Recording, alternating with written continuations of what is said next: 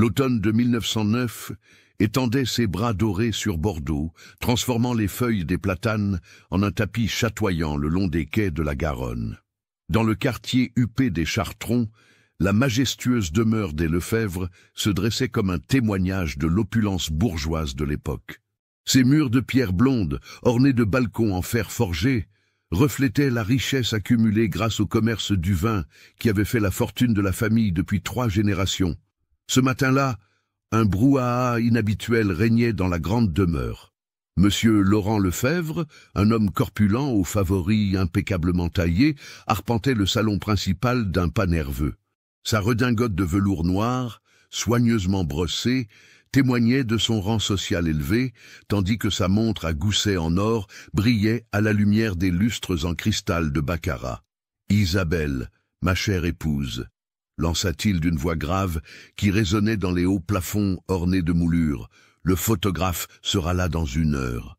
Assurez-vous que les enfants soient présentables et que cette petite soit également prête. » Madame Isabelle Lefebvre, une femme élégante aux cheveux châtain clair relevés en un chignon sophistiqué, ajustait les plis de sa robe de soie vert émeraude. Ses bijoux, un collier de perles et des boucles d'oreilles assorties, captaient la lumière matinale qui filtrait à travers les rideaux de brocart. Elle leva les yeux de son ouvrage de broderie, un léger pli soucieux barrant son front poudré. « Vous parlez de Sophie, je présume » répondit-elle d'un ton mesuré. « Cet enfant devient de plus en plus étrange, Laurent. Hier encore, la cuisinière l'a trouvée dans la cave, parlant toute seule devant le mur humide. Dans l'escalier de service, une silhouette menue descendait silencieusement les marches de bois usées. Sophie Martin, 13 ans à peine, portait une robe de coton gris délavé, qui avait connu des jours meilleurs. Ses cheveux bruns, toujours soigneusement tressés malgré sa condition, encadraient un visage pâle, aux traits fins, mais marqué par une tristesse inhabituelle pour son âge. Ses yeux, d'un bleu délavé comme l'eau de la Garonne par temps d'orage, semblaient porter le poids d'un secret trop lourd pour ses jeunes épaules. Elle serrait contre sa poitrine un petit ballot de linge propre, ses mains rougies par les lessives répétées, témoignant du labeur quotidien qui était devenu son lot depuis l'arrivée dans cette maison 6 mois auparavant. Autour de son cou, à demi dissimulé sous le col de sa robe, brillait discrètement un médaillon en argent terni, le seul souvenir tangible de sa mère disparue. Sophie appela sèchement Madame Roux, la gouvernante, depuis le hall d'entrée. Cette femme d'une 50aine d'années, aux cheveux gris fer tirés en arrière et au visage austère, dirigeait la maisonnée d'une main de fer. « Dépêche-toi donc, monsieur et madame ont besoin de toi pour la photographie. » La jeune fille pressa le pas, ses chaussures de cuir fatiguées résonnant faiblement sur le parquet ciré. Dans le grand salon, elle découvrit un spectacle qui lui rappela cruellement sa condition. La famille Lefebvre se préparait à immortaliser sa grandeur, et elle n'était qu'un accessoire dans ce tableau de respectabilité bourgeoise. Bernard Lefebvre, l'aîné de 18 ans, ajustait sa cravate devant le grand miroir doré. Ses cheveux blonds impeccablement peignés et son costume 3 pièces, en laine fine, faisaient de lui le parfait héritier d'une dynastie marchande. Il jetait parfois des regards hautains vers Sophie, comme s'il évaluait la valeur d'un objet. Louise, 15 ans, était l'image même de l'élégance juvénile de l'époque. Sa robe de mousseline blanche, ornée de dentelles de Valenciennes, mettait en valeur sa silhouette délicate. Ses boucles châtaines, soigneusement arrangées par sa femme de chambre personnelle, encadraient un visage aux traits réguliers où se lisait déjà cette assurance que confère la richesse héréditaire. La petite Claire, à peine 8 ans, sautillait dans sa robe de velours bleu marine, ses joues roses d'excitation. Ses grands yeux verts brillaient de cette innocence que seuls possèdent les enfants qui n'ont jamais connu le manque. Elle tenait dans ses bras une poupée de porcelaine aux cheveux dorés, cadeau de son dernier anniversaire. « Ah, Sophie !» s'exclama Monsieur Lefebvre en la voyant entrer. « Parfait. Vous prendrez le petit Édouard dans vos bras pour la photographie. Il faut que l'on voie que nous prenons soin de nos domestiques et de leur progéniture. » Le petit Édouard, âgé de seulement 6 mois, était le dernier-né de la famille, l'héritier tant attendu qui assurerait la continuité du nom. Emmailloté dans des langes de lin brodé, il dormait paisiblement dans son berceau d'acajou sculpté, ignorant les préparatifs qui s'agitaient autour de lui. Sophie s'approcha du berceau avec une délicatesse naturelle, ses gestes révélant une tendresse instinctive malgré les circonstances. Lorsqu'elle souleva l'enfant, celui-ci ouvrit ses yeux bleus et lui sourit avec cette candeur propre au tout petit. Pour un instant, le visage de Sophie s'illumina, révélant la beauté qu'elle aurait pu avoir si les circonstances avaient été différentes. Le photographe, M. Dubois, un homme sec aux lunettes cerclées de métal qui venait de Paris spécialement pour l'occasion, installait son imposant appareil photographique sur son trépied. L'objectif en laiton brillant semblait scruter la scène avec l'œil impitoyable de la vérité. « Mesdames et messieurs, annonça-t-il d'une voix nasillarde, nous allons procéder à plusieurs clichés. Je vous demande de rester parfaitement immobile pendant la prise de vue. Le temps de pause sera d'environ 30 secondes. » La famille se disposa selon les instructions du photographe. Monsieur Lefebvre, debout derrière sa femme assise dans un fauteuil de velours rouge, posa une main protectrice sur son épaule. Madame Lefebvre, le dos droit et le regard fier, tenait un éventail en nacre qu'elle n'ouvrit pas. Bernard se plaça légèrement en retrait, adoptant cette pose désinvolte que les jeunes gens fortunés cultivaient avec soin. Louise, assise sur un pouf brodé, arrangea les plis de sa robe avec une grâce étudiée. La petite Claire, debout près de sa mère, serrait sa poupée contre elle en essayant de réprimer ses sourires, et Sophie, légèrement à l'écart, tenait le petit Édouard avec une tendresse protectrice qui contrastait douloureusement avec sa position de marginal dans ce tableau familial. Le médaillon de sa mère, à demi visible sous le col de sa robe, captait parfois un reflet de lumière qui semblait le faire scintiller comme une étoile solitaire. « Parfait !» s'exclama le photographe en disparaissant sous le voile noir de son appareil. « 1, 2, 3, ne bougez plus !»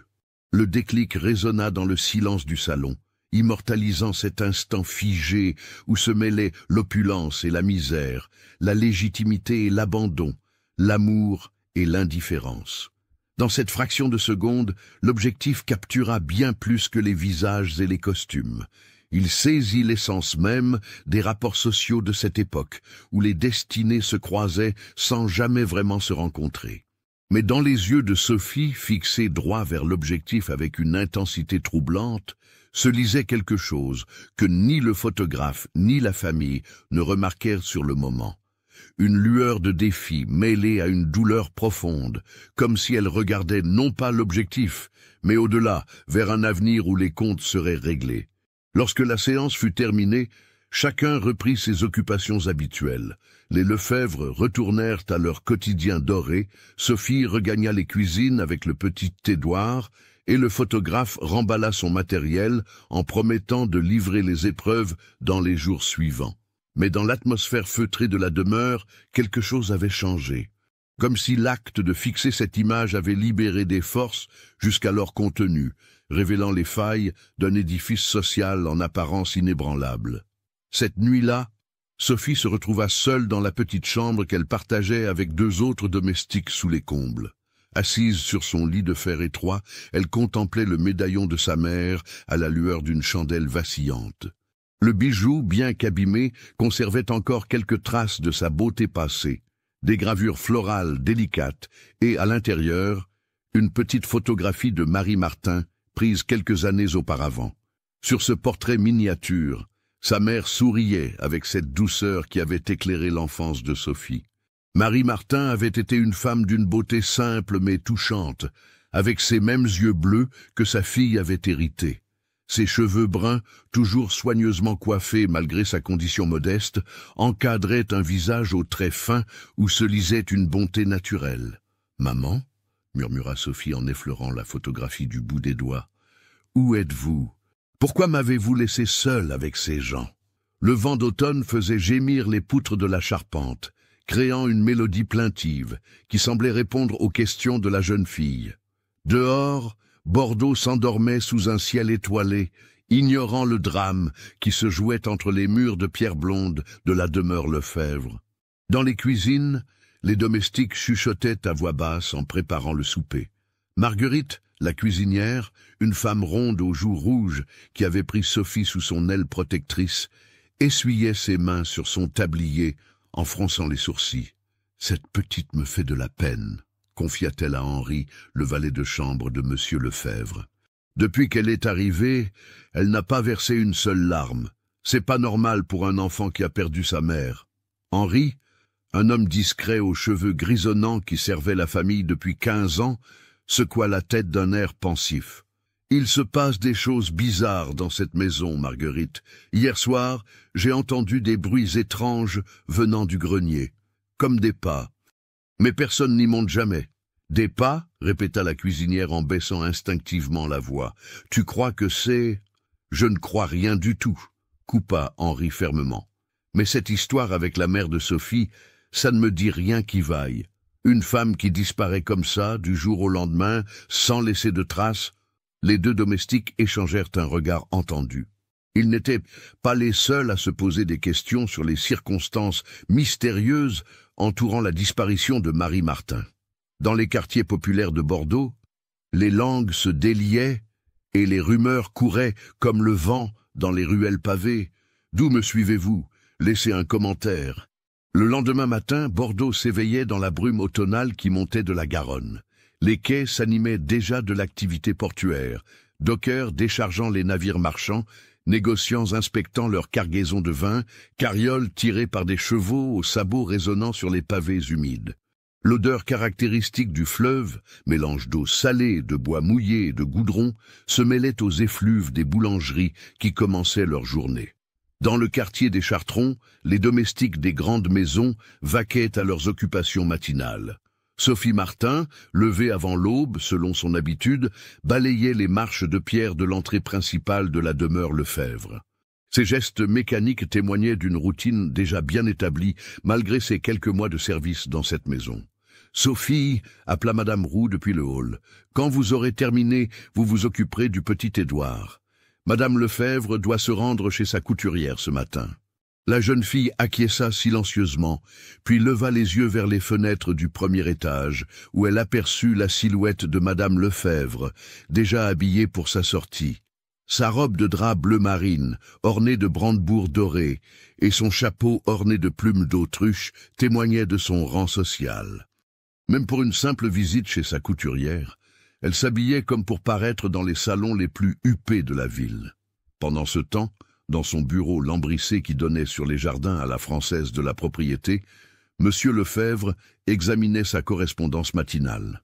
Les lettres s'empilaient sur son bureau d'acajou marqué « Factures de ses fournisseurs, commandes de négociants parisiens, nouvelles de ses vignobles dans le Médoc. » Mais ce matin-là, une enveloppe sans timbre attira particulièrement son attention.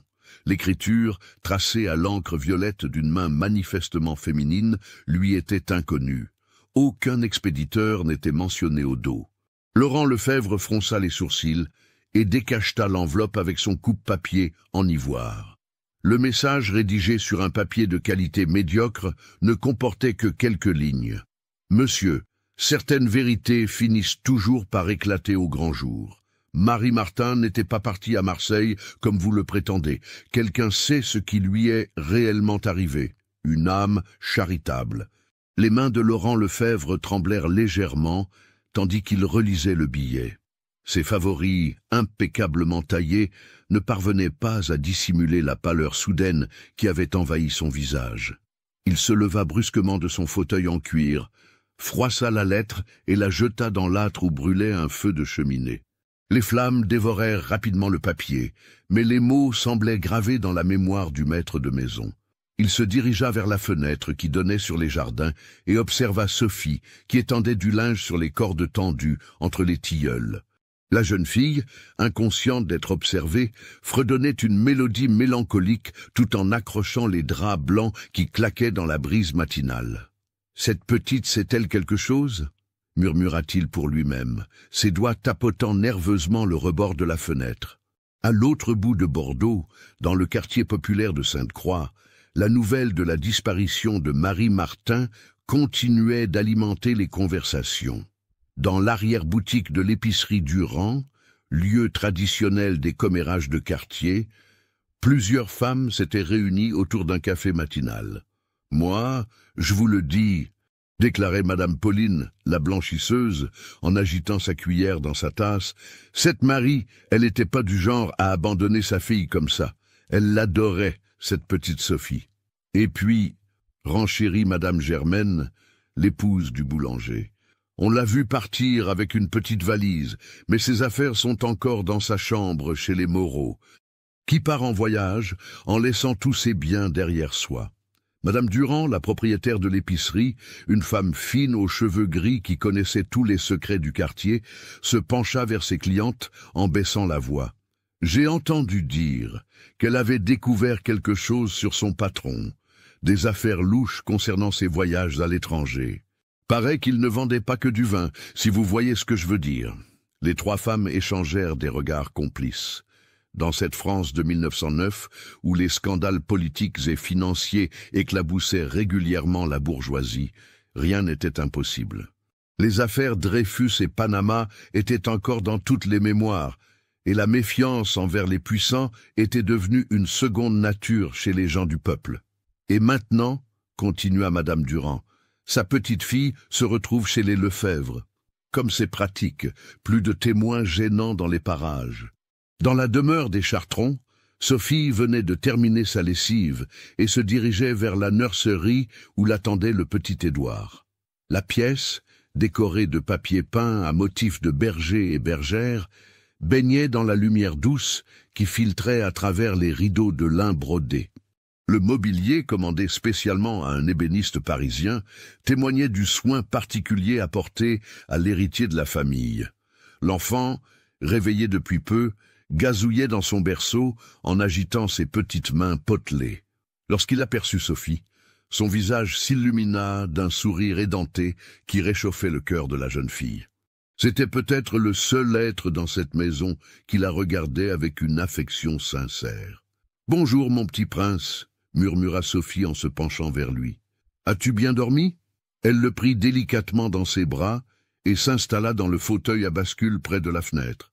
Édouard, blotti contre elle, semblait apaisé par sa présence.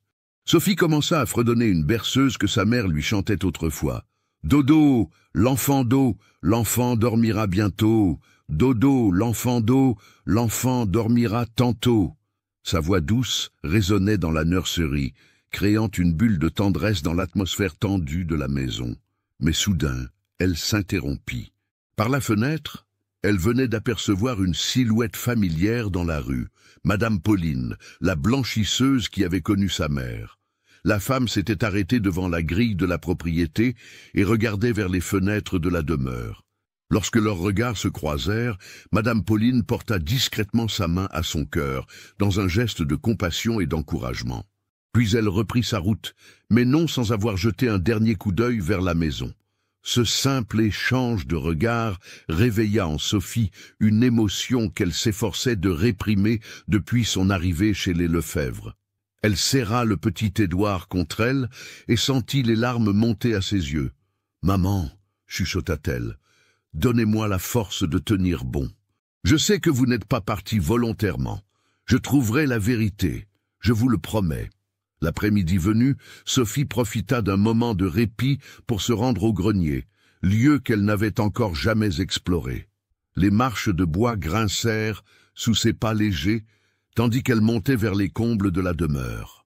L'air y était lourd et poussiéreux, chargé de l'odeur du bois vieilli et des étoffes oubliées.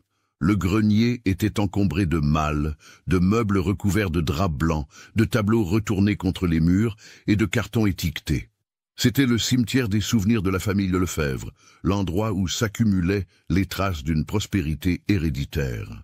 Sophie avança prudemment entre les obstacles, guidée par la lumière poussiéreuse qui filtrait à travers une lucarne. Soudain, son attention fut attirée par une malle ouverte dans un coin reculé. À l'intérieur, soigneusement pliés, se trouvaient des vêtements féminins, robes de coton, tabliers, châles. Le cœur de Sophie se mit à battre plus fort. Ces vêtements lui rappelaient étrangement ceux de sa mère. Elle s'agenouilla près de la malle et examina plus attentivement son contenu. Au fond, enveloppée dans un mouchoir brodé, Elle découvrit un peigne en écaille que sa mère portait toujours dans ses cheveux. « Non !» murmura-t-elle, la voix étranglée par l'émotion. Elle saisit le peigne de ses mains tremblantes et le pressa contre son cœur. C'était bien celui de Marie Martin, elle en était certaine. Mais que faisait-il ici, dans le grenier des Lefebvre? Un bruit de pas dans l'escalier la fit sursauter. Rapidement, elle remit le peigne à sa place, referma la malle et se dirigea vers la lucarne comme si elle admirait la vue sur Bordeaux. Madame Roux apparut en haut des marches, essoufflée par la montée. « Sophie, que faites-vous donc ici ?»« J'admirais la vue sur la ville, madame, » répondit Sophie, en s'efforçant de contrôler sa voix. « C'est si beau d'ici. » La gouvernante la dévisagea d'un air soupçonneux, puis balaya le grenier du regard, comme pour s'assurer que rien n'avait été dérangé. « Ce n'est pas un endroit pour vous. Redescendez immédiatement et occupez-vous plutôt du petit Édouard. Madame Lefebvre va bientôt rentrer. » Sophie acquiesça et se dirigea vers l'escalier, mais avant de descendre, elle jeta un dernier regard vers la malle mystérieuse. Dans ce regard se lisait une détermination nouvelle, comme si la découverte du peigne avait allumé en elle une flamme que plus rien ne pourrait éteindre. Ce soir-là, pendant que la famille dînait dans la salle à manger, éclairée par les candélabres d'argent, Sophie servait à table en observant discrètement chaque membre de la famille Lefebvre.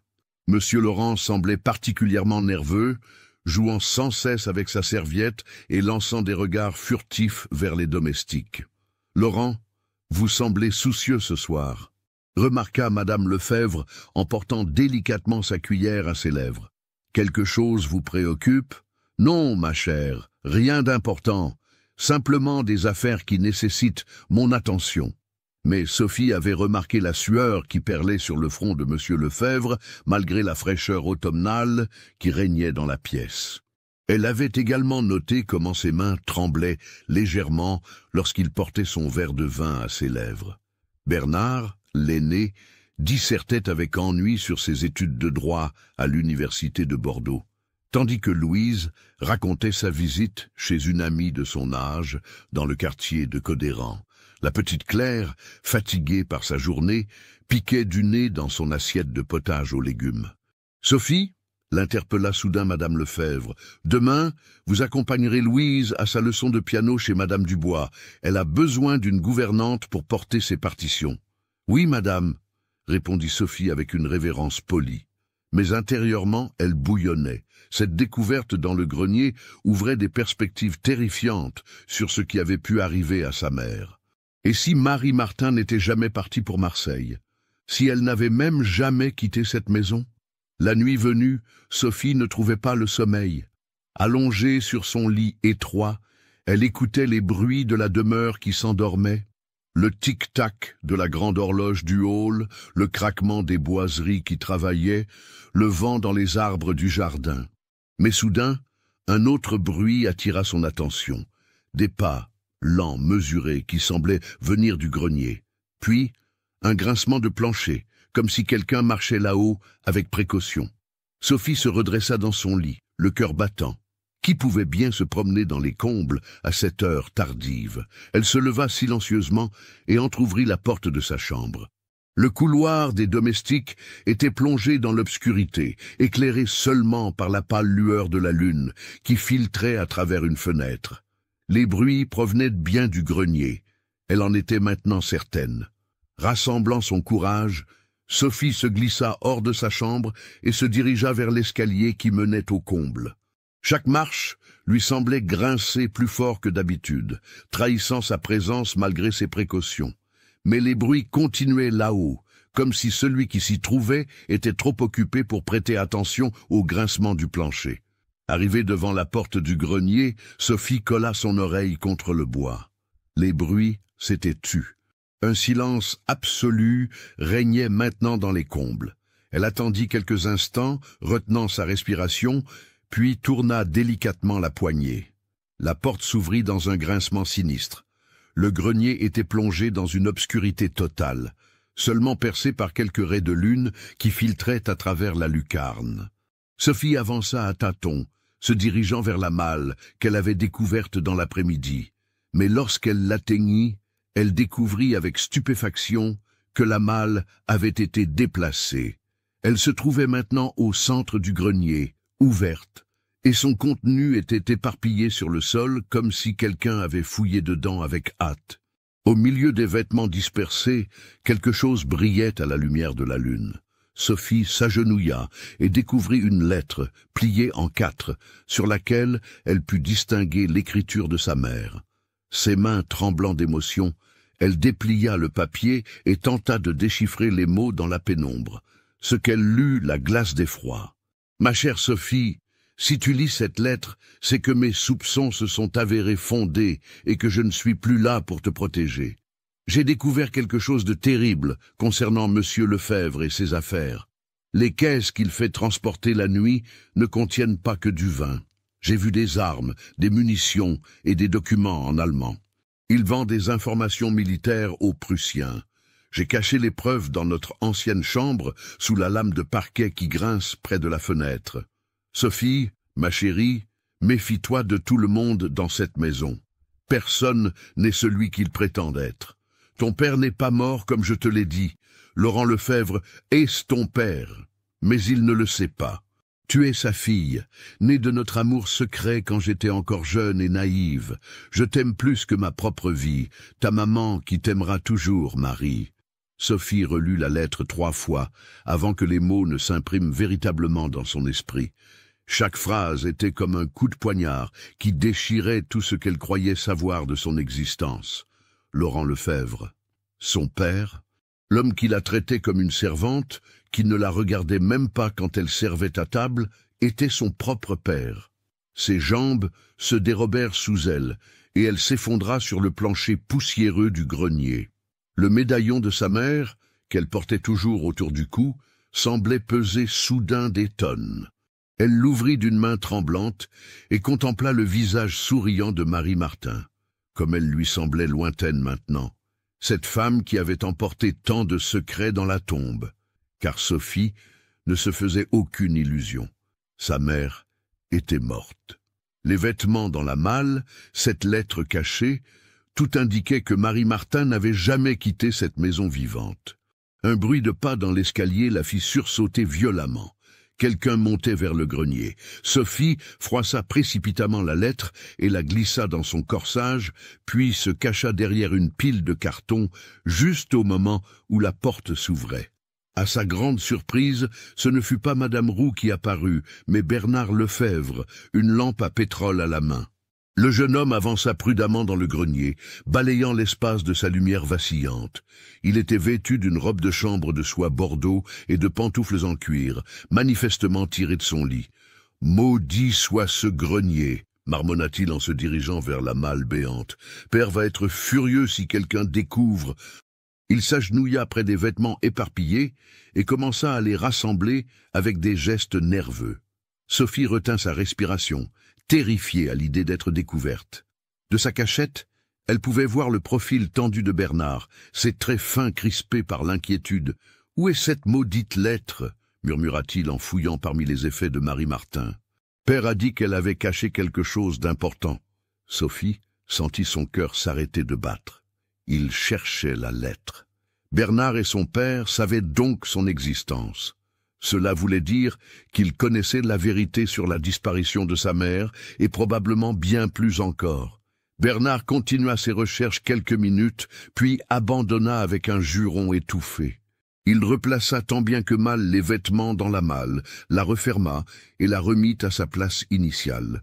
Avant de repartir, il promena sa lampe dans tout le grenier, comme s'il vérifiait qu'aucune trace de sa présence ne subsistait.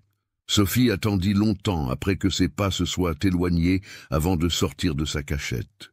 Ses membres étaient ankylosés par l'immobilité et la peur, mais son esprit bouillonnait d'une énergie nouvelle.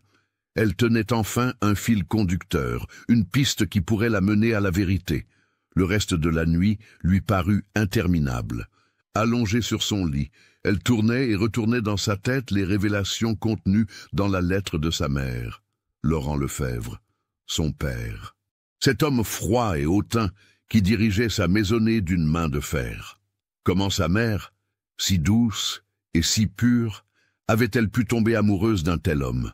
Et pourtant, maintenant qu'elle y réfléchissait, certains détails prenaient un sens nouveau. La couleur de ses yeux, ce bleu délavé, qui était exactement celui de M. Lefebvre. La forme de ses mains, longues et fines, semblables à celles de Bernard et Louise, même sa facilité naturelle avec le petit Édouard trouvait une explication. Ils étaient demi-frères. Si cette histoire macabre vous a donné des frissons, partagez-la avec un ami qui aime les contes d'horreur. Le lendemain matin arriva avec sa routine habituelle, mais pour Sophie, tout avait changé. Chaque geste, chaque regard, chaque parole échangée dans la demeure prenait une dimension nouvelle à la lumière de ce qu'elle avait appris. Quand elle servit le petit déjeuner dans la salle à manger, elle observa Laurent Lefebvre avec une intensité nouvelle. L'homme lisait son journal en sirotant son café, ses favoris impeccablement taillés, encadrant un visage aux traits nobles mais durs. Ces mêmes mains qu'elle avait héritées, tournèrent les pages avec une élégance aristocratique. Comment pouvait-il rester si impassible alors qu'il savait ce qui était arrivé à Marie Martin? « Sophie, l'interpella soudain Madame Lefebvre, vous accompagnerez Louise chez sa professeure de piano cet après-midi. Tâchez de vous tenir correctement en société. »« Oui, madame, » répondit Sophie avec une révérence, mais sa voix tremblait légèrement. Louise leva les yeux de son bol de chocolat chaud et dévisagea Sophie avec cette curiosité détachée qu'elle lui témoignait parfois. À 15 ans, elle possédait déjà cette assurance que confère une éducation raffinée, mais aussi une perspicacité qui n'échappait pas à Sophie. « Vous avez l'air fatiguée, Sophie. Vous dormez mal. »« Non, mademoiselle Louise, tout va bien. » Mais Louise continua de l'observer, comme si elle percevait quelque chose de différent dans l'attitude de la jeune domestique. Ses grands yeux verts, si semblables à ceux de sa mère, semblaient scruter l'âme de Sophie. L'après-midi venu, Sophie accompagna Louise dans les rues pavées de Bordeaux jusqu'au conservatoire où avait lieu sa leçon de piano. La promenade lui offrait une occasion inespérée de sortir de la demeure et de réfléchir à la situation dans laquelle elle se trouvait. Bordeaux s'étalait sous le soleil automnal dans toute sa splendeur architecturale. Les façades de pierre blonde des hôtels particuliers reflétaient la lumière dorée, tandis que les platanes bordant les avenues commençaient à revêtir leur couleur d'automne. Sur les quais, l'animation portuaire battait son plein.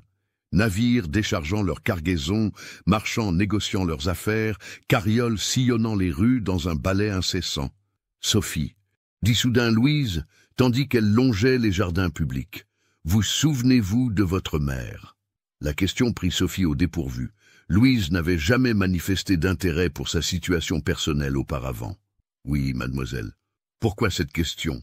Par curiosité, elle était jolie. Sophie sentit sa gorge se serrer. « Très jolie, mademoiselle. Et très bonne.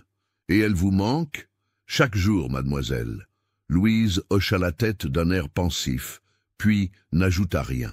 Mais Sophie avait remarqué quelque chose d'étrange dans le regard de la jeune fille, comme si elle savait plus de choses qu'elle ne le laissait paraître. Le conservatoire de musique se trouvait dans un élégant hôtel particulier du XVIIIe siècle, transformé en institution d'enseignement artistique pour les jeunes filles de bonne famille. Sophie attendit dans l'antichambre pendant que Louise prenait sa leçon, écoutant les gammes et les études qui s'échappaient des différentes salles de cours. C'est là, dans ce lieu dédié à l'art et à la beauté, que Sophie prit une décision qui allait changer le cours de sa vie. Elle ne pouvait plus continuer à vivre dans l'ignorance, à servir une famille qui détenait les clés du mystère entourant la disparition de sa mère. Il lui fallait agir, chercher les preuves dont parlait la lettre, démasquer les secrets que cachaient les Lefebvre. Mais elle savait aussi qu'elle ne pourrait pas mener cette enquête seule. Il lui faudrait des alliés, des personnes en qui elle pourrait avoir confiance dans cette ville où tout semblait tourner autour de l'influence de la famille Lefebvre. Le soir même, profitant d'un moment où les maîtres de maison étaient sortis pour une réception chez des amis, Sophie redescendit discrètement dans les cuisines. Marguerite, la cuisinière, préparait le souper des domestiques, ses joues rouges luisant de sueur dans la chaleur du fourneau. « Marguerite » commença Sophie d'une voix hésitante, Puis-je vous poser une question sur ma mère ?» La femme corpulente leva les yeux de sa casserole et dévisagea Sophie avec attention. Elle avait toujours eu un faible pour cette petite orpheline si courageuse, et quelque chose dans son ton lui fit comprendre que ce n'était pas une question anodine. « Bien sûr, ma petite. Que veux-tu savoir? Elle vous a déjà parlé de mon père ?» Marguerite posa sa cuillère et essuya ses mains sur son tablier. Elle jeta un coup d'œil vers la porte pour s'assurer qu'elles étaient seules, puis s'approcha de Sophie. « Pourquoi cette question, petite ? J'ai trouvé quelque chose qui m'appartient, quelque chose qui me fait penser que ma mère ne m'a pas dit toute la vérité sur mes origines. » La cuisinière poussa un long soupir et s'assit sur un tabouret près de Sophie. « Ta mère était une femme bien, Sophie, mais elle avait ses secrets, comme tout le monde. Je me souviens qu'il y a quelques années, avant ton arrivée ici, elle avait l'air troublée. Elle parlait souvent d'un homme qui l'avait abandonnée, d'une erreur de jeunesse qu'elle payait encore. Elle a dit qui c'était? Non, jamais de nom. Mais... » Marguerite hésita, comme si elle pesait le pour et le contre de ses paroles. Il y a eu des rumeurs dans le quartier, des gens qui disaient l'avoir vue, il y a longtemps, en compagnie d'un homme bien habillé, un bourgeois. Sophie sentit son cœur battre plus fort. Quel genre d'homme? Un homme d'un certain âge, avec des favoris, quelqu'un d'important, d'après ce qu'on disait. Mais tu sais ce que valent les ragots. Avant que Sophie puisse poser d'autres questions, le bruit de la porte d'entrée qui s'ouvrait les fit sursauter. Les Lefebvre rentraient plus tôt que prévu de leur soirée. Marguerite se releva précipitamment et retourna à ses fourneaux, tandis que Sophie filait vers l'escalier de service. Mais au moment où elle atteignait le premier étage, elle entendit des voix qui provenaient du bureau de M. Lefebvre. La porte était entr'ouverte et les paroles parvenaient distinctement jusqu'à elle.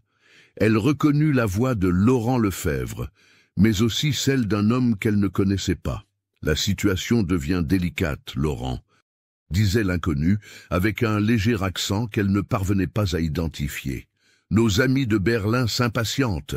Les livraisons de la semaine dernière n'ont pas eu lieu comme convenu. »« Je sais, Herr Wagner », répondit Laurent Lefebvre d'une voix tendue. « Mais avec cette histoire de la domestique qui a disparu, je dois faire attention. Si quelqu'un découvrait nos opérations... Justement, cette Marie Martin, vous êtes sûr qu'elle ne parlera plus ?» Il y eut un silence glacial, puis la voix de Laurent Lefebvre, plus basse, mais parfaitement audible. « Elle ne parlera plus jamais. Jamais. » Sophie sentit ses jambes se dérober sous elle. Cette confirmation de ses pires craintes la frappa comme un coup de massue. Sa mère était bien morte, et Laurent Lefebvre était responsable de sa disparition. Son propre père avait tué la femme qu'il avait aimée pour protéger ses sombres activités. Elle s'appuya contre le mur pour ne pas tomber, luttant contre la nausée qui montait en elle. Dans le bureau, la conversation continuait, révélant peu à peu l'ampleur du réseau d'espionnage que dirigeait Laurent Lefebvre. Des noms de villes étaient mentionnés, Strasbourg, Metz, Nancy, des références à des mouvements de troupes, à des fortifications, à des plans militaires. Laurent Lefebvre n'était pas seulement un négociant en vin prospère. C'était un traître qui vendait les secrets de la France à l'Empire allemand, profitant de ses relations commerciales pour organiser un réseau d'espionnage qui s'étendait sur toute la frontière de l'Est. Et Marie Martin l'avait découvert. « La petite Sophie pose-t-elle un problème ?» demanda l'homme appelé Herr Wagner. « Non, » répondit Laurent Lefebvre après une hésitation. « C'est une enfant. Elle ne sait rien et même si elle savait, qui la croirait? Une petite domestique orpheline contre une famille respectée de Bordeaux. Méfiez-vous, Laurent. Les enfants voient souvent plus que les adultes ne le croient. Et celle-ci a les mêmes yeux que vous. Les gens finiront par remarquer la ressemblance. » Sophie étouffa un cri de stupeur. Herr Wagner savait. Il savait qu'elle était la fille de Laurent Lefebvre. « C'est impossible, » protesta Laurent. « Marie n'a jamais rien dit, et la petite ignore tout. » Peut-être. Mais Marie avait-elle des lettres, des preuves de votre liaison? Un nouveau silence s'installa, plus lourd que le précédent. « Je ne sais pas, » admit finalement Laurent. « Elle a peut-être caché quelque chose. Bernard fouille régulièrement ses affaires, mais sans succès jusqu'à présent. Il faudra être plus méthodique et, si nécessaire, prendre des mesures définitives concernant la petite. Sophie n'en entendit pas davantage. Elle s'éloigna silencieusement de la porte et monta vers sa chambre, le cœur battant à tout rompre. Elle avait maintenant la confirmation de tout ce qu'elle soupçonnait, mais elle se retrouvait dans une situation encore plus dangereuse qu'elle ne l'imaginait. Non seulement Laurent Lefebvre avait tué sa mère, mais il dirigeait un réseau d'espionnage au profit de l'Allemagne, et maintenant elle était elle-même en danger. Herr Wagner avait raison. Elle ressemblait trop à son père biologique pour que la vérité reste cachée longtemps. Cette nuit-là, Sophie ne ferma pas l'œil. Allongée sur son lit étroit, elle élaborait un plan. Il lui fallait récupérer les preuves cachées par sa mère, mais surtout, elle devait sortir de cette maison avant qu'il ne soit trop tard. Car une certitude s'imposait maintenant à elle. Si Laurent Lefebvre avait tué Marie Martin pour protéger ses secrets, il n'hésiterait pas à faire de même avec elle. Le médaillon de sa mère, serré dans sa main, lui semblait brûlant comme un charbon ardent. Il renfermait peut-être le seul souvenir authentique qui lui restait de Marie Martin, mais il était aussi le symbole d'un amour tragique qui avait conduit à la mort de sa mère. À l'aube, Sophie avait pris sa décision. Elle partirait le soir même, après avoir récupéré les preuves cachées par sa mère. Mais avant cela, elle devait s'assurer que justice serait rendue, car Marie Martin ne pouvait pas être morte en vain. L'aube du 15 octobre 1909 se leva sur Bordeaux dans une brume épaisse qui montait de la Garonne, enveloppant la ville d'un linceul grisâtre. Dans la demeure des Lefebvre, Sophie s'éveilla avec la ferme résolution de mener à bien son plan avant la tombée de la nuit. Elle avait passé les dernières heures de la nuit à réfléchir à chaque détail, pesant les risques et les opportunités qui s'offraient à elle. La matinée s'annonçait particulièrement favorable à ses desseins. Monsieur Lefebvre devait se rendre à son bureau du port pour surveiller l'arrivée d'une cargaison en provenance du Médoc. Madame Lefebvre avait prévu une visite chez sa modiste pour les derniers essayages de sa robe d'hiver, et Bernard accompagnait Louise à une matinée musicale chez les Montaigne, une famille de la haute bourgeoisie bordelaise.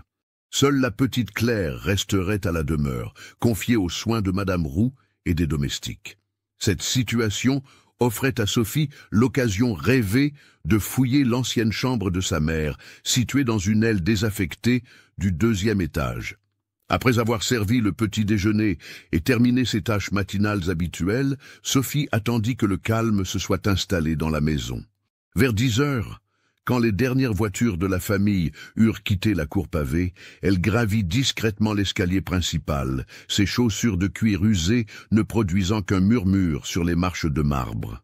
L'ancienne chambre de Marie Martin se trouvait au fond d'un couloir peu fréquenté, dans une partie de la demeure réservée autrefois aux gouvernantes et aux précepteurs. La porte de bois sombre, ornée d'une poignée de laiton terni, n'avait manifestement pas été ouverte depuis des mois. Sophie tourna délicatement la clé qu'elle avait subtilisée au trousseau de Madame Roux et pénétra dans la pièce. L'atmosphère y était lourde et confinée, chargée de cette odeur particulière des lieux longtemps fermés. Les rideaux de coton tiré plongeaient la chambre dans une pénombre dorée, où dansaient des particules de poussière soulevées par l'ouverture de la porte. Le mobilier simple, un lit de fer, une armoire de bois blanc, une table de toilette avec son miroir piqué, témoignaient de la condition modeste de celle qui avait vécu là. Sophie s'agenouilla près de la fenêtre et examina le parquet de chêne usé. Ses doigts explorèrent chaque lame, cherchant celle qui grinçait selon la description de sa mère. Près du mur, sous la fenêtre qui donnait sur les jardins, elle découvrit enfin ce qu'elle cherchait. Une planche légèrement disjointe qui bougeait sous la pression. À l'aide d'un coupe-papier trouvé sur la table de toilette, elle souleva délicatement la lame de parquet. Dans la cavité ainsi révélée, soigneusement enveloppée dans un morceau de toile cirée, se trouvait un petit paquet. Les mains tremblantes d'émotion, Sophie défit l'emballage et découvrit son contenu. Il y avait d'abord plusieurs lettres, rédigées dans cette écriture élégante qu'elle reconnaissait comme étant celles de Laurent Lefebvre. Elles dataient de 14 ans auparavant, et témoignait d'une passion amoureuse que Sophie n'aurait jamais soupçonnée chez cet homme froid et calculateur. « Ma très chère Marie, les heures passées loin de vous me semblent des siècles.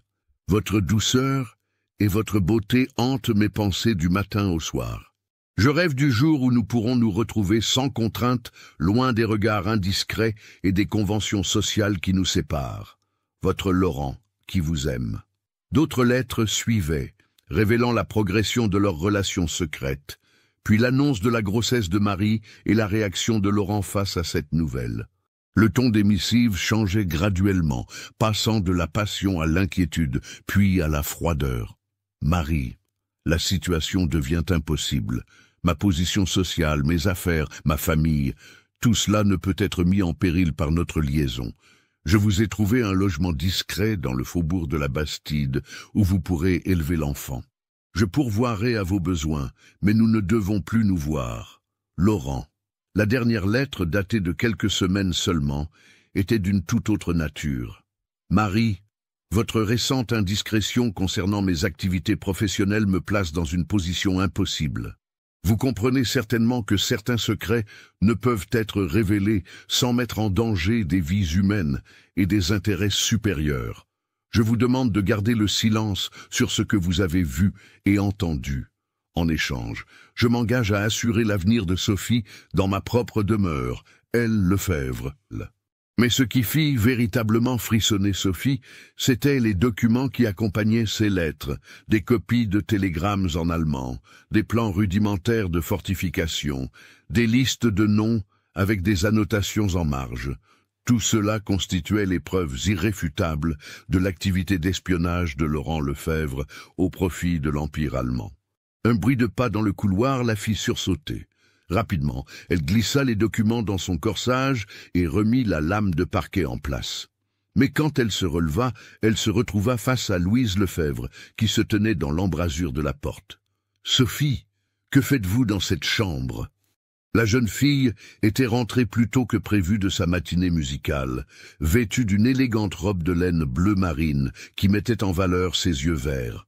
Son chapeau à plumes, légèrement de travers, indiquait qu'elle était montée précipitamment. « Mademoiselle Louise, Madame Roux m'avait demandé de vérifier l'état de cette chambre pour un éventuel nouveau domestique. » Louise s'avança dans la pièce, son regard perçant scrutant chaque détail.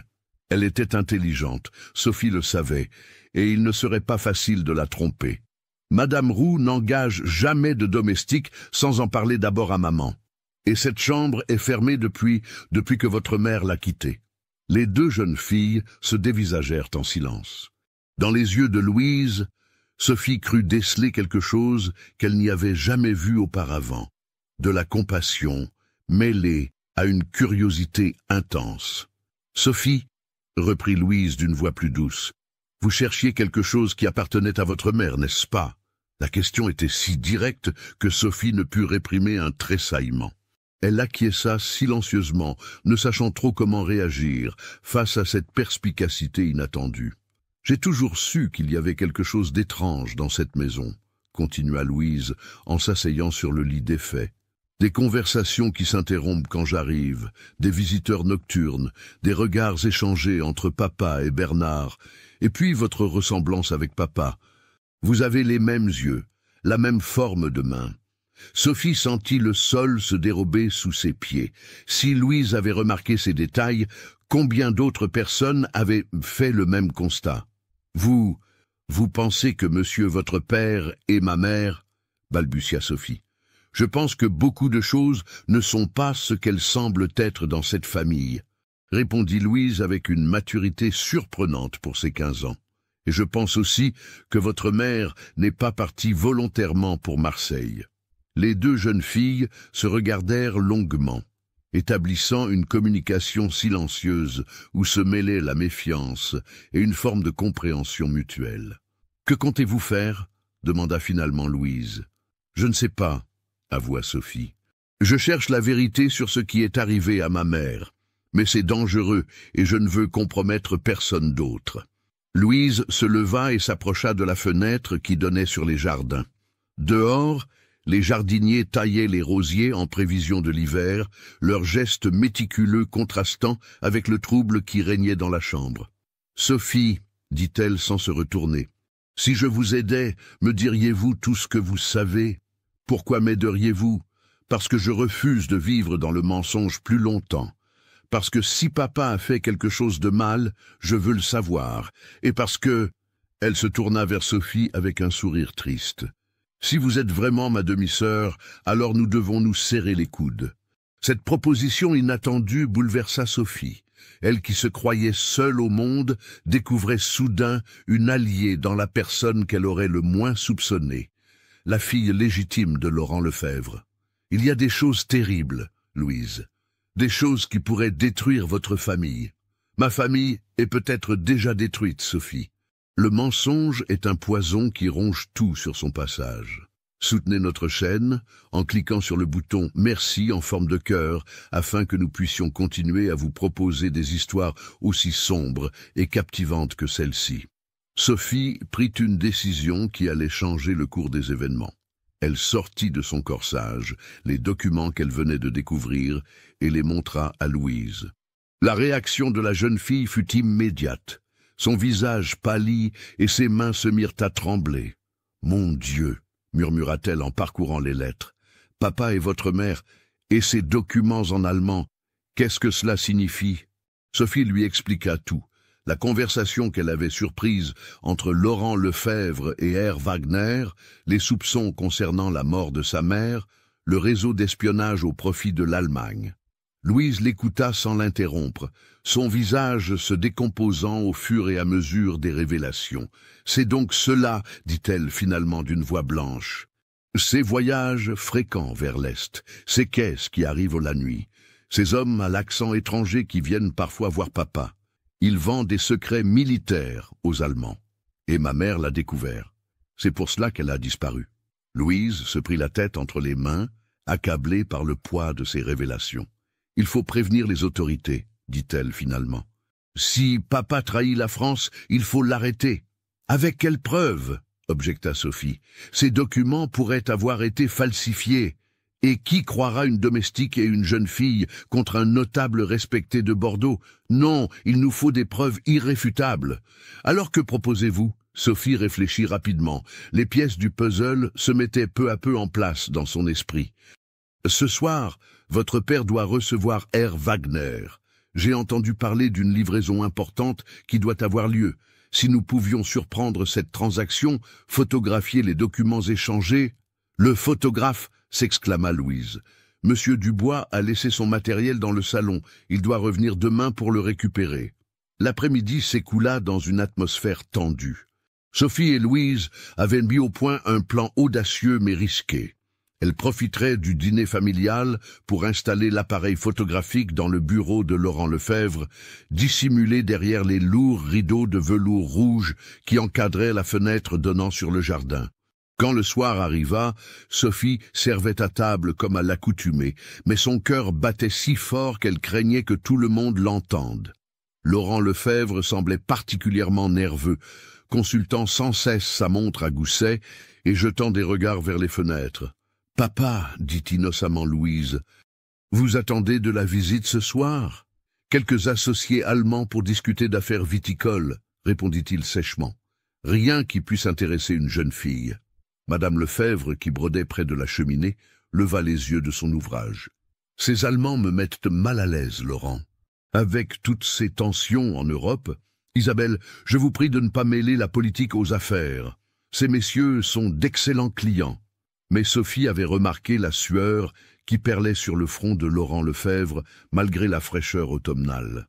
Elle avait également noté comment Bernard évitait soigneusement son regard depuis le début du repas. Vers 22 heures, quand la famille se retira dans ses appartements, Sophie et Louise mirent leur plan à exécution. Elles descendirent silencieusement au salon, récupérèrent l'appareil photographique de M. Dubois et l'installèrent dans le bureau de Laurent Lefebvre. L'objectif, dissimulé entre les plis du rideau, était orienté vers le bureau où devait avoir lieu la transaction. « J'espère que nous arriverons à prendre des clichés nets dans cette pénombre. » chuchota Louise en ajustant l'angle de l'appareil. « Il faudra attendre le bon moment, » répondit Sophie. « Quand ils allumeront la lampe du bureau pour examiner les documents. » Elles remontèrent ensuite dans leurs chambres respectives, mais aucune des deux ne ferma l'œil. Vers minuit, le bruit d'une voiture qui s'arrêtait dans la cour les fit bondir de leur lit. Herr Wagner était arrivé, accompagné d'un autre homme dont elle ne distinguait pas les traits dans l'obscurité. Sophie se glissa hors de sa chambre et descendit silencieusement vers le bureau. Par l'entrebâillement de la porte, elle pouvait voir les trois hommes installés autour du bureau de Laurent Lefebvre.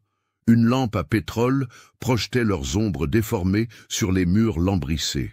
Les informations sur les nouvelles fortifications de Verdun, disait Herr Wagner en allemand, langue que Sophie comprenait partiellement grâce aux leçons données autrefois par sa mère. Nos amis de Berlin sont très intéressés. Laurent Lefebvre ouvrit un tiroir secret de son bureau et en sortit plusieurs documents qu'il étala sur le cuir vert de son sous-main. À la lueur de la lampe, Sophie pouvait distinguer des plans, des schémas, des annotations manuscrites. « Voici tout ce que vous avez demandé, » dit Laurent en français. « Les positions d'artillerie, les effectifs, les points faibles de la ligne de défense. Mon contact au ministère de la Guerre a été très coopératif. L'appareil photographique, actionné par Louise depuis sa position derrière le rideau, déclencha son obturateur dans un léger déclic. Les trois hommes se figèrent, tendant l'oreille. « Qu'est-ce que c'était » demanda le troisième homme, qui n'avait pas encore parlé. « Probablement la charpente qui travaille, » répondit Laurent, mais sa voix trahissait son inquiétude. « Cette vieille maison fait toujours du bruit la nuit. » Ils reprirent leur transaction, mais Sophie remarqua qu'ils parlaient maintenant à voix plus basse. Herr Wagner sortit de sa mallette une liasse de billets de banque qu'il posa sur le bureau. 20 000 francs, comme convenu. Et voici les instructions pour la prochaine livraison. Il tendit à Laurent Lefebvre une enveloppe cachetée. Au moment où celui-ci l'ouvrait, l'appareil photographique déclencha une seconde fois. Cette fois, le déclic fut plus audible. Les trois hommes bondirent sur leurs pieds. Herr Wagner sortit un revolver de sous sa veste et le pointa vers la fenêtre. « Il y a quelqu'un derrière ces rideaux !» Laurent Lefebvre se dirigea rapidement vers la fenêtre et écarta brutalement les rideaux, révélant Louise terrifiée, l'appareil photographique entre les mains. « Louise, mais que diable faites-vous là ?» La jeune fille, paralysée par la peur, ne parvint pas à articuler un mot. Son père l'attrapa par le bras et la tira vers le centre de la pièce. « Expliquez-vous, depuis combien de temps êtes-vous là ?»« Papa, je... » balbutia Louise, les larmes aux yeux. « Elle a tout entendu. » constata froidement Herr Wagner, et elle a pris des photographies. Le troisième homme, un colosse aux cheveux blonds et aux yeux froids, s'approcha de Louise d'un air menaçant. « Que fait-on d'elle, Herr Lefebvre ?» Laurent Lefebvre contempla sa fille avec une expression mêlant la colère et le désespoir. Dans ses yeux, Sophie lut quelque chose qui la glaça. L'homme était capable de tout pour protéger ses secrets, même de s'en prendre à sa propre fille. « Il faut réfléchir, » dit-il finalement. « Louise est ma fille.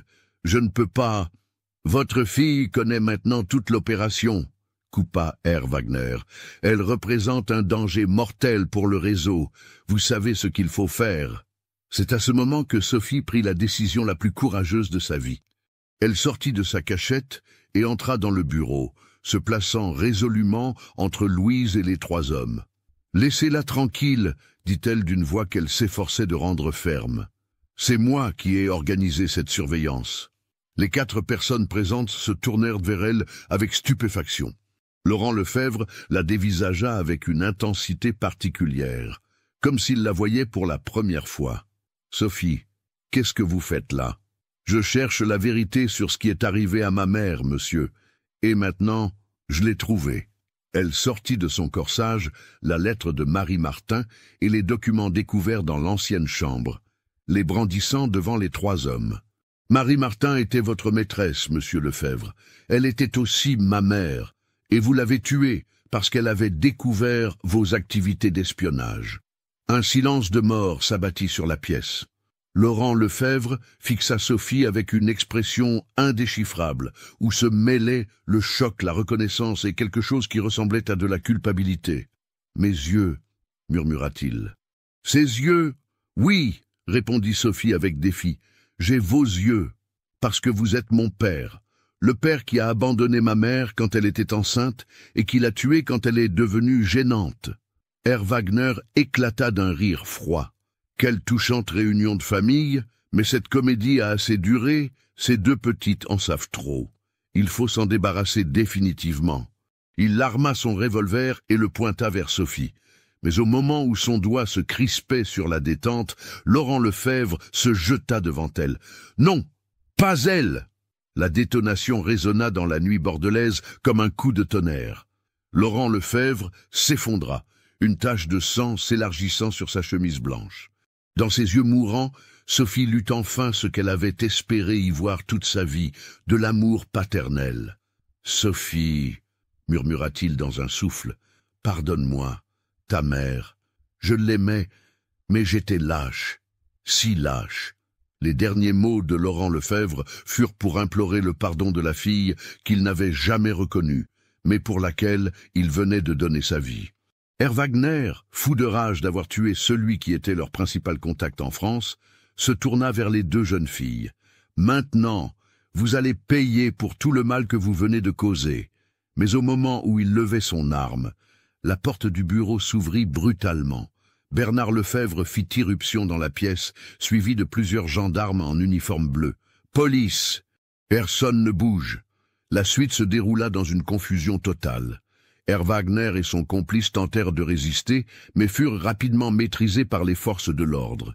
Sophie et Louise, enlacées, pleuraient ensemble près du corps de Laurent Lefebvre. « Comment avez-vous su ?» demanda Sophie à Bernard. Le jeune homme, le visage ravagé par l'émotion, s'agenouilla près du corps de son père. « J'ai fini par comprendre dans quoi papa s'était embarqué, » expliqua-t-il d'une voix brisée. « Depuis des mois, je cherchais des preuves pour le faire arrêter avant qu'il ne soit trop tard.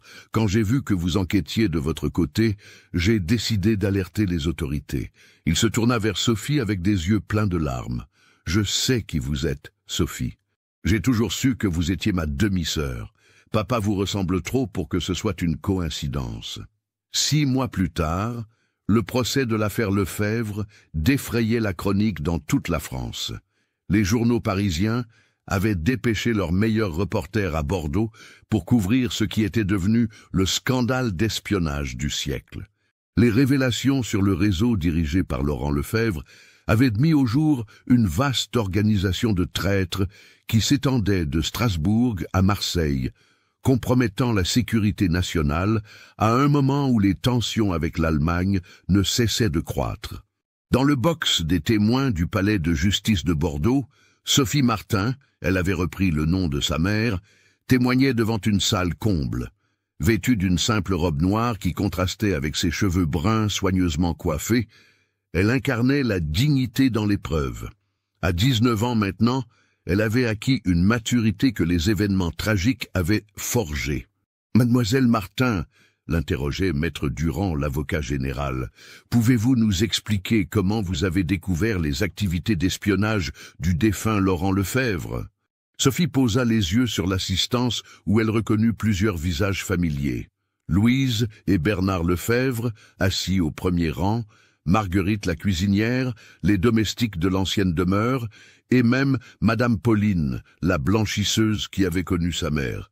Tout a commencé par ma volonté de découvrir la vérité sur la disparition de ma mère, Marie Martin, commença-t-elle d'une voix claire qui porta jusqu'au fond de la salle.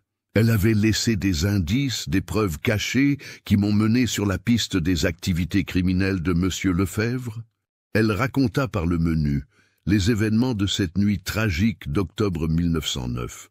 La découverte des documents, l'alliance inattendue avec Louise, la surveillance de la transaction avec les agents allemands, et finalement la mort de Laurent Lefebvre qui s'était sacrifié pour la sauver. Dans l'assistance, des murmures s'élevaient. L'histoire de cette jeune femme qui avait risqué sa vie pour démasquer un réseau d'espionnage, fascination et émotion le public. Mais Sophie n'avait pas terminé son témoignage. « Il y a autre chose que je dois révéler à cette cour, » continua-t-elle en fixant le juge d'un regard déterminé. « Laurent Lefebvre était mon père biologique. Ma mère, Marie Martin, avait eu une liaison avec lui 14 ans auparavant. Quand elle a découvert ses activités de trahison, elle a tenté de le faire chanter pour assurer mon avenir. C'est pour cette raison qu'il l'a fait tuer. » Un silence stupéfait accueillit cette révélation. Dans la salle, Louise Lefebvre se leva brusquement et cria « Sophie dit la vérité! Elle est ma sœur, et nous l'accueillerons dans notre famille avec l'honneur qu'elle mérite. » Le président du tribunal dut rappeler à l'ordre l'assistance qui s'agitait, mais ce geste spontané de Louise marquait un tournant dans l'affaire. La famille Lefebvre, malgré la honte qui s'abattait sur leur nom, choisissait de reconnaître Sophie et de réparer autant que possible les erreurs du passé. Le procès se poursuivit pendant plusieurs semaines. R. Wagner et ses complices furent condamnés à mort, leur sentence étant commuée en travaux forcés à vie. Le réseau d'espionnage fut démantelé et plusieurs personnalités françaises compromises furent arrêtées. Mais c'est l'épilogue de cette histoire qui marqua le plus les esprits. Madame Lefebvre, bien qu'accablée par les révélations sur les crimes de son époux, eut le courage de reconnaître Sophie comme sa belle-fille. La demeure des Chartrons fut vendue et la famille s'installa dans une propriété plus modeste du Médoc. Sophie, qui avait hérité d'une part des biens de Laurent Lefebvre, choisit de consacrer sa fortune à des œuvres charitables. Elle fonda un orphelinat pour les enfants abandonnés de Bordeaux, qu'elle nomma la Maison Marie-Martin, en hommage à sa mère. Bernard, accablé par la honte du nom familial, s'engagea dans l'armée française. Il devait mourir héroïquement en 1914, lors des premiers combats de la Grande Guerre, comme pour racheter la trahison de son père par son sacrifice.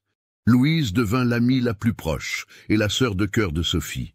Ensemble, elles travaillèrent à reconstruire l'honneur de la famille Lefebvre, montrant qu'un nom souillé par la trahison pouvait être lavé par le courage et la vérité. Quant à Sophie, elle ne se maria jamais. Elle consacra sa vie aux enfants abandonnés et aux causes justes, devenant une figure respectée de la société bordelaise. Dans son bureau de l'orphelinat, elle conservait toujours le médaillon de sa mère, ce petit bijou terni qui avait été le fil conducteur de sa quête de vérité. Les soirs d'automne, quand la brume montait de la Garonne et enveloppait Bordeaux de ses voiles gris, Sophie aimait se promener sur les quais où sa mère avait autrefois travaillé.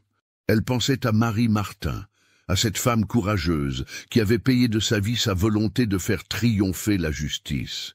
Et parfois, dans le murmure du vent dans les platanes, elle croyait entendre la voix de sa mère qui lui disait « Ma chère petite Sophie, tu as vengé ma mort et honoré ma mémoire. Maintenant, vis ta vie avec la fierté d'avoir choisi le bon chemin. » Car c'était bien cela, la leçon de cette tragique histoire. Dans un monde où les apparences trompent et où les puissants croient pouvoir écraser les faibles, seul le courage et la vérité permettent de faire triompher la justice.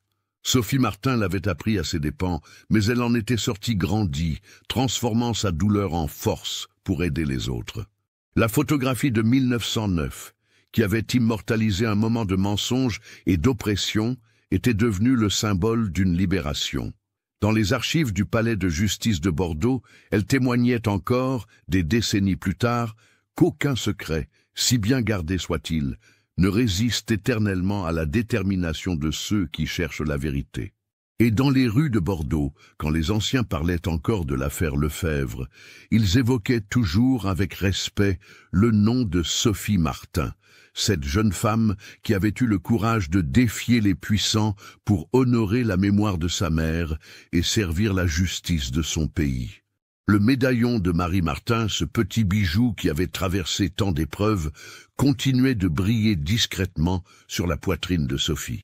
Il était devenu le symbole d'un amour maternel plus fort que la mort, et d'une vérité qui finit toujours par triompher, même dans les circonstances les plus sombres. Ainsi se termina l'histoire de Sophie Martin et de la famille Lefebvre, dans cette France de la Belle Époque où les passions et les secrets se mêlaient aux grands enjeux de l'histoire. Une histoire de trahison et de rédemption, de mensonges et de vérité, qui rappelle que même dans les moments les plus sombres, l'espoir et la justice peuvent l'emporter sur l'oppression et le mal. Dans les années qui suivirent, quand l'Europe s'embrasa dans la Grande Guerre, et que la France eut besoin de tous ses enfants pour défendre sa liberté, L'histoire de Sophie Martin devint un exemple de patriotisme et de courage. Car cette jeune femme qui avait démaqué un réseau d'espionnage au péril de sa vie incarnait les valeurs de cette République française qui, malgré ses faiblesses et ses contradictions, savait encore produire des héros. Et aujourd'hui encore, quand on évoque les grands faits divers de la Belle Époque, le nom de Sophie Martin résonne comme celui d'une femme exceptionnelle qui a su transformer sa douleur personnelle en combat pour la justice. Son histoire nous rappelle que dans la vie comme dans l'histoire, ce sont souvent les plus humbles qui accomplissent les plus grands actes de bravoure. Qu'avez-vous pensé de l'histoire? Laissez votre commentaire ci-dessous et partagez vos réflexions sur ce cas terrifiant. Envie d'autres histoires d'horreur mêlant histoire et mystère? Abonnez-vous, activez la cloche de notification et partagez avec ceux qui aiment le côté obscur de l'humanité. À bientôt pour le prochain cauchemar.